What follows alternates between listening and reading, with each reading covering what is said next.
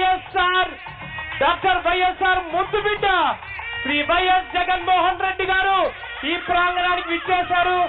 కమలాపురం శాసన కాన్స్టిట్యున్సీలోని వివిధ రకాలైనటువంటి అభివృద్ధి పనుల ద్వారా తన ప్రేమను వ్యక్తపరచడానికి ఈ ప్రాంగణానికి ఇప్పుడే చేరుకున్నారు.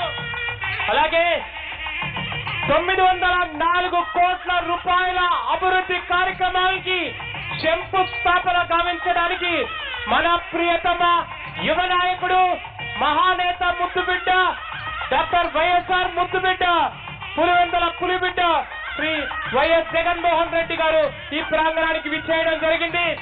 అలాగే కమలాపురం నియోజకవర్గ అభివృద్ధిలో భాగంగా నేడు వివిధ రకాలైనటువంటి కార్యక్రమాలకు సంబంధించిన శంకుస్థాపన కార్యక్రమాల్ని చేస్తున్నారు. అది మనం లైవ్ లో ప్రత్యక్షంగా చూడవచ్చు.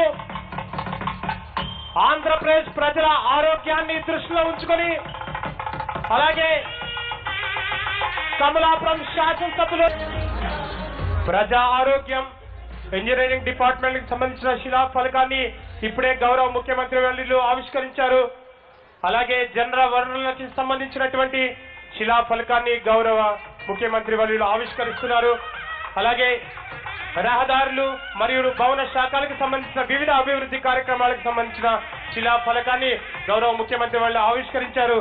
అలాగే APIIC Andhra Pradesh industrial infrastructure corporation సంబంధించిన శిలా ఫలకాన్ని గౌరవ ముఖ్యమంత్రి వర్యులు శ్రీ వైఎస్ జగన్మోహన్ రెడ్డి గారు ఇప్పుడే ఆవిష్కరించారు.